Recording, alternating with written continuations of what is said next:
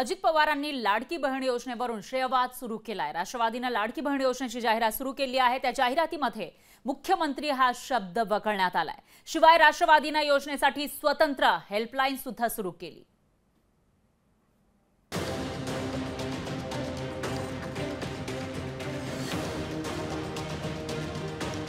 महायुतीत अजितदादांनी छेडला credit war. Ladki Bahin योजनेचं श्रेय लाटण्याचा प्रयत्न।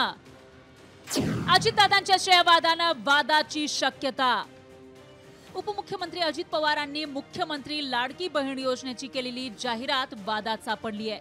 अजित पवारांनी केलेल्या जाहिरातीतून मुख्यमंत्री हे नाव वगळण्यात आलंय।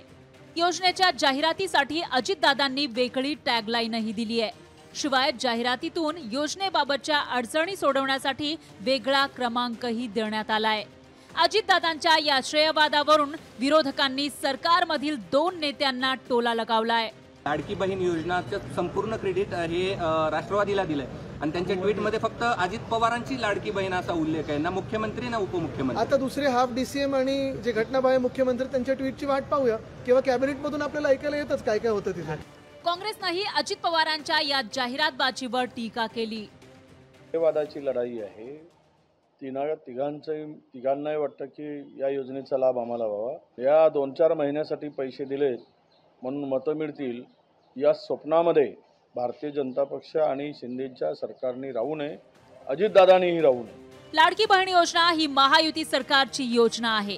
त्या योजनेचं श्रेय घेण्यासाठी अजित पवारांची केविलवाणी धडपड त्यांच्याच अंगाशी येण्याची शक्यता आहे।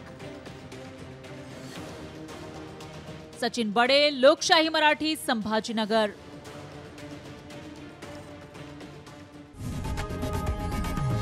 लोकशाही मराठी ऐका, पहा, जागरूक रहा।